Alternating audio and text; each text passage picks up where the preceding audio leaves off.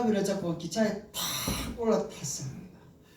그러고 난 다음에 두 번째 남자도 겨우겨우 기차의 봉을 잡고서 딱 올라타고 이렇게, 그런데 세 번째 남자가 막 달려오다가 끝끝내 그 기차를 타지 못하고 그만 놓쳐버린 거예요. 그런데 이 세 번째 남자가 막 그 자리에 앉아가지고 막 웃는 겁니다. 막 웃으니까 옆에 있던 남자가 보면서, 아니 당신은 기차를 못 탔는데 어떻게 그렇게 웃고 있습니까? 라고 물으니까 하는 말이 이 말입니다. 아니 기차를 타고 서울로 올라가야 하는 나는 여기에 떨어져 있고, 나를 배웅해 준다고 나온 친구들은 기차를 잡아 타고 저렇게 가고 있습니다.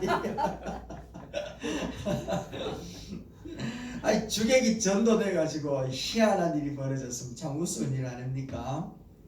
우리 성지교회에는 이런 일이 아무도 없었으면 좋겠습니다.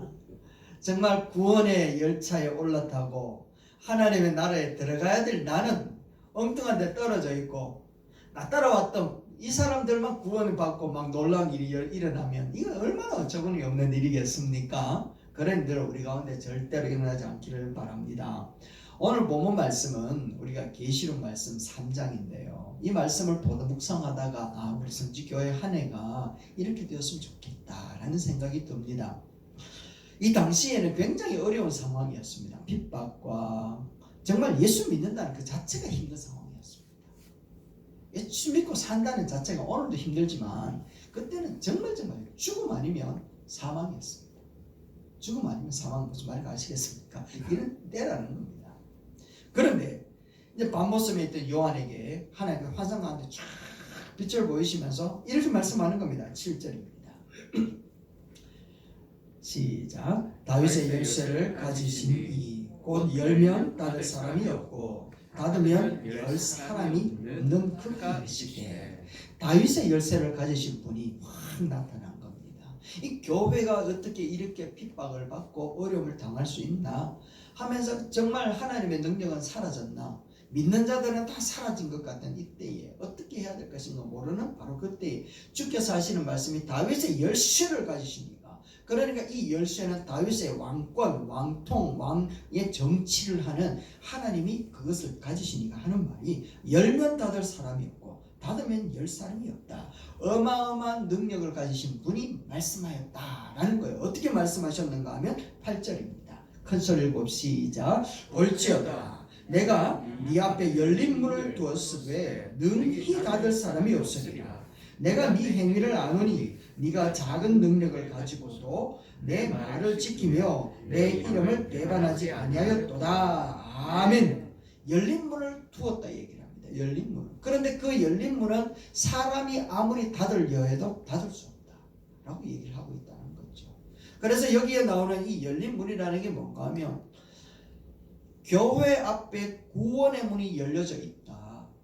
세상 사람들이 핍박과 억압과 압제를 통하여서 구원받을 만한 방법이 없도록 아무리 그것을 닫으려고 해도 하나님이 열어놓으신 그 구원의 문은 절대로 닫히지 않는다. 할렐루야. 이것을 닫을 사람이 결단코 없다. 왜냐하면 주님이 그것을 붙들고 주님이 그걸 열어놓고 주님이 역사하고 있기 때문에 그렇다. 할렐루야. 이렇게 말씀하는 겁니다. 그래서 빌라델피아 교회 앞에 열린 그 문, 구원의 문이 열려져 있는데, 이 문이 어떻게 너희들에게만 열려 있느냐? 너희 교회 앞에 열려 있는 이유가 무엇인가 하면, 너희가 작은 능력을 가지고도 주의 말씀을 지켰고, 또 작은 능력을 가지고도 주님을 배반하지 않았다. 그래서 하나님께서 나도 너희를 향하여서 이와 같이 구원의 문을 활짝 열어놓고 있으니까 내게로 오라. 내가 너희를 다 영접하겠다. 이런 환상을 쫙 보여주시는 거예요.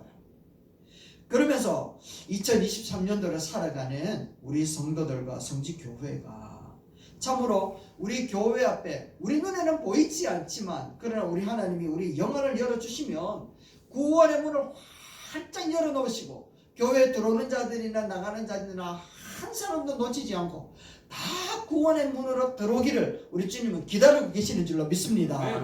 이와 같이 활짝 열려있는 그 문이 되기 위하여서 우리는 어떻게 살아야 될 것인가? 그것은 바로 작은 능력이지만 그 능력을 가지고서 주의 말씀을 부여잡고, 어기지 않으며 또한 배반하지 않을 때 그와 같은 일이 일어날 줄로 믿습니다. 어떤 일들이 일어나는가 하면 9절에 보니까 이런 일도 일어납니다. 우리를 사랑하고 있다는 걸 알게 해줄게 라고 말씀하십니다. 또 12절 말씀에는 이기는 자가 되어서 하나님의 성전의 기둥이 되게 하겠다 얘기를 합니다. 뿐만 아니라 새 예루살렘의 이름과 새 이름을 그의 위에 기록해 주겠다 얘기를 합니다. 명패 달겠다 이런 뜻이거든요. 얼마나 놀라운 축복입니까? 이런 놀라운 구원의 은혜가 여러분에게 계속해서 열려져 있기를 주의 이름으로 축원합니다. 우리 성지교회도 반드시 이와 같은 일들이 일어날 줄로 믿습니다. 그렇다면 작은 능력을 가지고 어떻게 말씀을 지키고 배반하지 않을 수 있을까? 그 방법이 뭘까? 성경에서 우리에게 얘기를 합니다. 그 첫 번째가 무엇인가 하면 전지전능하신 하나님이 세상의 주권자가 되고 있다는 사실을 믿어라 라고 얘기합니다. 한번 읽어봅시다. 시작. 전지전능하신 하나님이 세상의 주권자가 되심을 믿어야 합니다. 할렐루야. 전지전능하신 하나님, 그분이 우리의 주권자다. 주권자가 무엇인가 하면 주인이다 이런 뜻입니다. 당신의 뜻을 이루신다라는 뜻을 갖고 있습니다. 7절 말씀에 이야기를 하고 있죠. 다윗의 열쇠를 가진 이 곧 열면 닫을 사람이 없고 닫으면 열 사람이 없는 그가 말씀하고 있다. 우리 주님은 말씀 한마디로 천지를 만드신 분이십니다. 할렐루야. 말씀 한마디도 죽은 자도 살려내시는 분이란 말이죠. 말씀 한마디로 인생의 모든 병을 고쳐내시고 험악한 길을 평탄케 해내시는 분이신 줄로 믿습니다. 아멘. 그분의 능력을 닫으면 열 사람이 없고 열면 닫을 사람이 없다라고 표현하고 있다는 것이죠. 그것을 우리는 한마디로 하나님의 능력을 전지전능하시다라고 얘기하는 겁니다. 하나님이 전지전능하시다는 사실을 믿으십니까? 하나님은 모든 것을 할 수 있다라는 거예요. 우리가 상상하는 것 이상으로 어마어마한 능력을 가지신 분이신데 그분의 이름은 전지전능하다라고 얘기를 하고 있죠. 그런데 그 놀라운 사실은 그 전지전능하신 그분이 우리를 사랑하신다라는 겁니다. 아멘. 이게 기적이라는 거죠. 기적. 사랑한다라는 게 기적이라는 겁니다. 만약에 전지전능하신데 그분이 우리를 미워하신다면 어떻게 있겠습니까? 전지전능하신데 우리를 바라보고 늘 짜증내신다 그러면 어떻게 했냐라는 거예요. 얼마나 마음이 조급하고 마음이 불안하겠습니까? 하나님은 전지전능하신데 우리를 사랑하신대요. 할렐루야. 이게 우리 축복이고 이게 바로 은혜라는 겁니다. 그런데 사람들은요 이걸 의심한다라는 거죠. 언제 하나님 우리 사랑했습니까? 언제 우리를 향하여서 당신의 능력을 아름답게 펼치셨습니까? 이렇게 표현하고 불평한 사람들이 있어요. 말라기 1장 2절입니다. 이렇게 기록하고 있죠. 시작. 여호와께서 이르시되 내가 너희를 사랑하였노라 하나 너희는 이르기를 주께서 어떻게 우리를 사랑하셨나이까 하는도다. 사랑 안 한다는 거예요. 사랑을 못 믿겠다 얘기하는 겁니다. 왜 못 믿습니까? 내 눈에 힘드니까요. 내게 어려우니까요. 하나님이 어떻게 날 사랑하십니까? 라고 얘기한단 말이죠. 그러니까 하나님을 향하여 멸시하고 조롱하고 비웃고 무시하는 현상들이 나타나요. 6절 말씀에 그렇게 얘기합니다. 시작. 내 이름을 멸시하는 제사장들아 나 만군의 여호와가 너희에게 이르기를 아들은 그 아비를 종은 그 주인을 공경하나니 내가 아버지일진데 나를 공경함이 어디 있느냐 내가 주인일진데 나를 두려워함이 어디 있느냐. 할렐루야. 사람들이 이렇게 변질되어 버렸다라는 겁니다. 갈수록 주님을 더 사랑해야 되는데 사랑하는 게 아니라 언제 우리 사랑했습니까? 라고 하더니만은 하나님을 향하여 멸시하기까지 해버린다는 것이죠. 이게 이스라엘의 역사였습니다. 이스라엘의 역사를 보면 삶이 갑갑하고 어렵고 힘들고 서러울 때는 하나님 앞에 나와가지고 구원해달라고 간절히 부르짖어요. 그러다가 하나님께서 그들의 문제를 싹 해결해주면 어려움이 사라지는 순간 그들의 반응은요 주님을 떠나서 자기가 잘난 맛으로 살아가는 겁니다. 그러면서 하는 말이 하나님을 뒷방 할아버지 취급을 하시는 겁니다. 이제 내가 알아서 할 테니까 하나님은 간섭하지 마시고 가만히 계시다가 내가 드리는 용돈 가지고 그냥 즐기면서 사세요. 이렇게 부려먹는단 말이죠. 하나님. 그러면서 이왕이면 좀 더 멀리 계시면 좋겠습니다. 그러다가 문제 있을 때만 한 번씩 등장하셔서 우리 문제를 해결만 해주시는 분이시면 좋겠습니다. 간섭 안 하시면 좋겠습니다. 이래 돼요. 이스라엘의 역사가 이렇게 계속 반복하다가 하나님을 완전히 잊어버리게 되어버렸다는 겁니다. 그래서 하나님은 잊어버린 이스라엘 백성들을 향하여 누구를 보내는가 하면 선지자들을 보내는 거예요. 오늘날 목사들을 보내는 것처럼 선지자를 보내는 겁니다. 그래서 선지자들이 12명의 선지자들이 나와가지고 막 메시지를 전하는데 동일한 메시지를 전하는 겁니다. 뭐라고 이야기하는가 하면 전능하신 하나님이 여기에 있다. 전능하신 하나님이 내게 오라 나를 찾아라. 나를 향한 지식을 다 잊어버리니까 내게 올 길을 찾지 못하는데 내가 여기 있다. 내게 오면 산다. 나를 떠나서는 너희 죽는다 라고 얘기를 하기를 선지자들이 그렇게 많이 외쳤다. 그렇게 외치면서 돌아오라 암탉이 자기 새끼를 모으는 것처럼 여러 번 그렇게 모았는데 그들은요 그걸 거부했다라는 겁니다. 아니에요. 무슨 말합니까? 그냥 저 멀리 계시다가 내가 필요할 때마다 오셔가지고 도와주시고 내가 드리는 용돈 가지고 하나님 그냥 편안하게 사세요. 이렇게 하나님을 저 멀리 있는 안드로메다로 던져버렸던 겁니다. 그래서 예수님께서 얼마나 답답하셨으면 동일하게 말씀하시기를 이렇게 얘기를 합니다. 마태복음 23장 37절 읽어봅시다. 시작. 예루살렘아 예루살렘아 선지자들을 죽이고 네게 파송된 자들을 돌로 치는 자여 암탉이 그 새끼를 날개 아래 모음같이 내가 네 자녀를 모으려 한 일이 몇 번이더냐. 그러나 너희가 원하지 않았다. 아멘. 이게 이스라엘의 모습이라는 겁니다. 얼마나 내가 자주 너희들을 모았는지 아느냐. 그런데 너희가 원치 않았다라는 겁니다.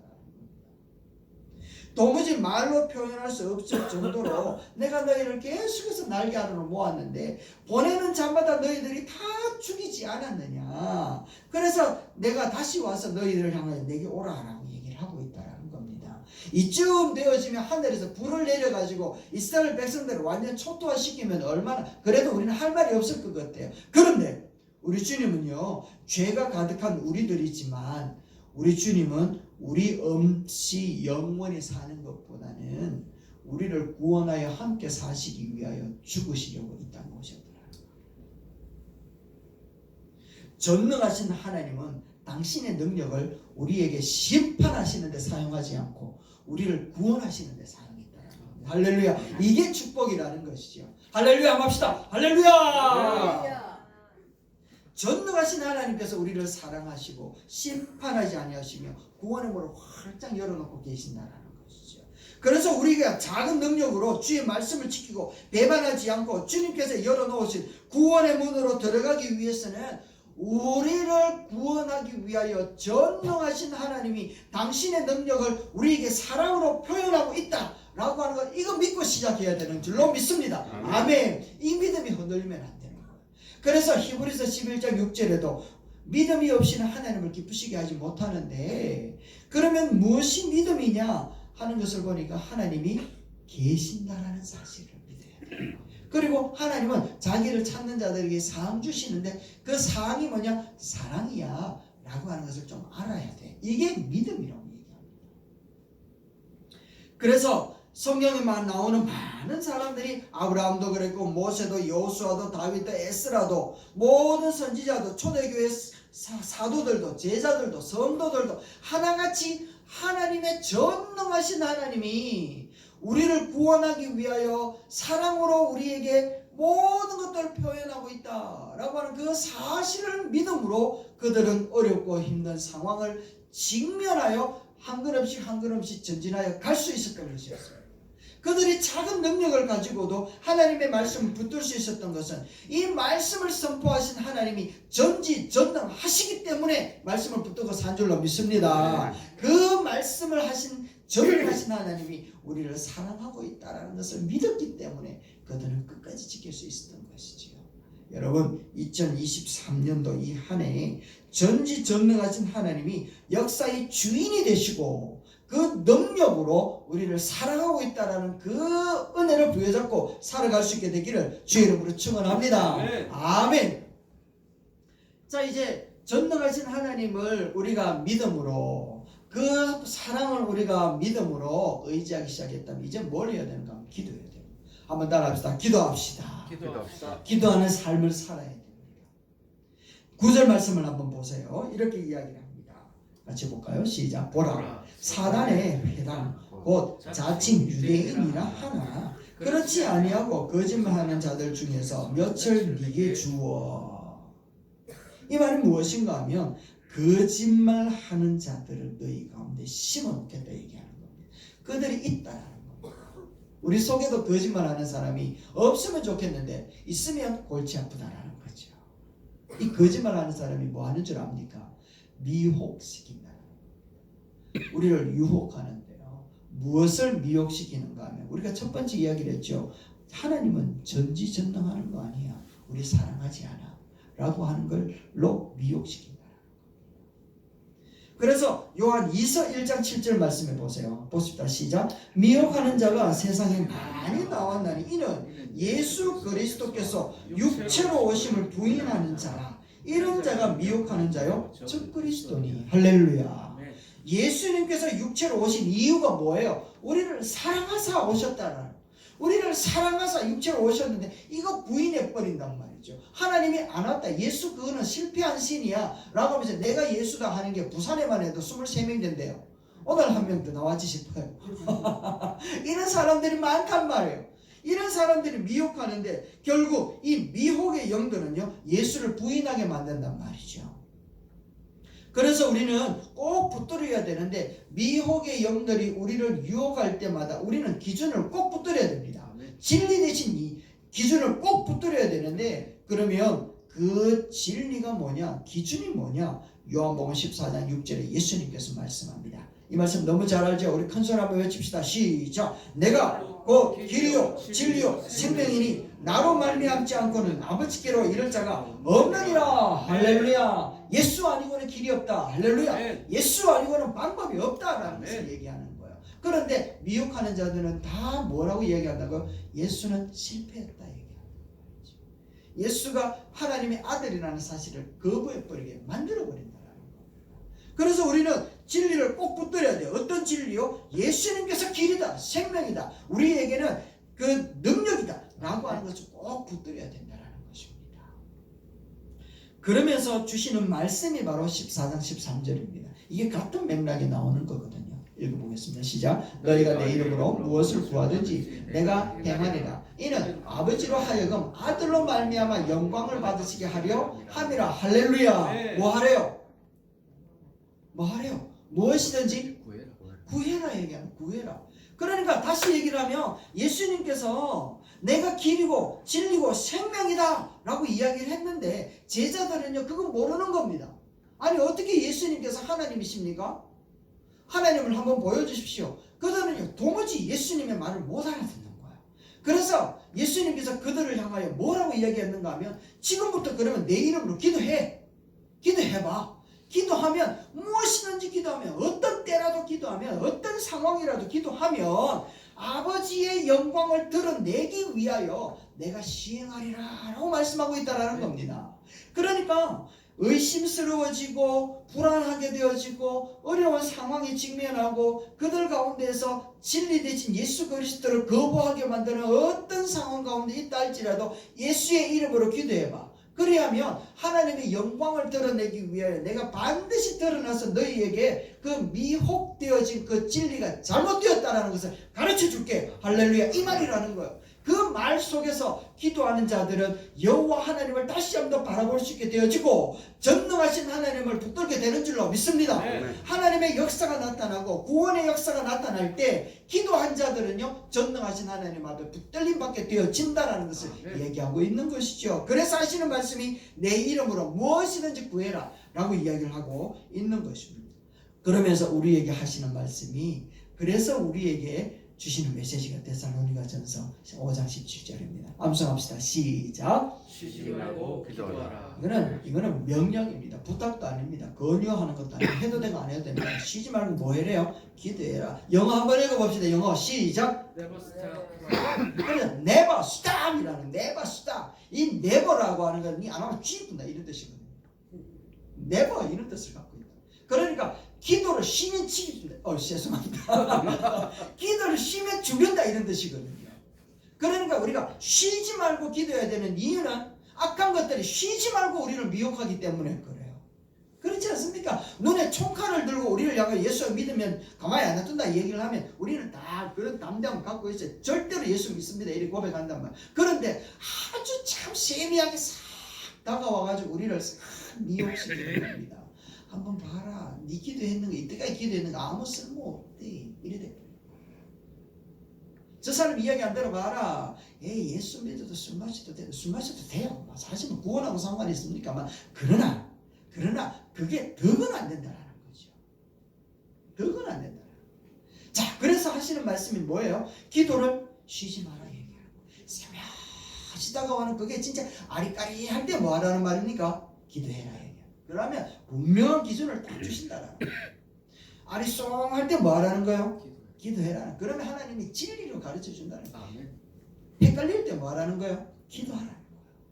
그래서 우리 주님이 뭐라고 하시는가 하면 never stop, 쉬지 말고 기도해라. 이 말은 쉬지 말고 찾아오는 미혹의 영 앞에서 쉬지 말고 기도하면 쉬지 않고 우리 주님이 역사하신다. 할렐루야. 아멘. 영광을 나타내신다라고 얘기를 하고 있다라는 것이지요. 그래서 쉬지 않고 기도해야 되는 베드로는요, 예수님 앞에 당신은 하나님의 아들입니다 라고 고백했는데도 불구하고 그 순간에 사단이 찾아와가지고 예수님 십자가 달려 돌아가시면 안 돼요 라고 이야기를 하다가 예수님이 야 사탄아 내 뒤로 물러가라 라고 하는 하나님의 준엄한 명령 앞에 깨갱하게 되었지 않았습니까?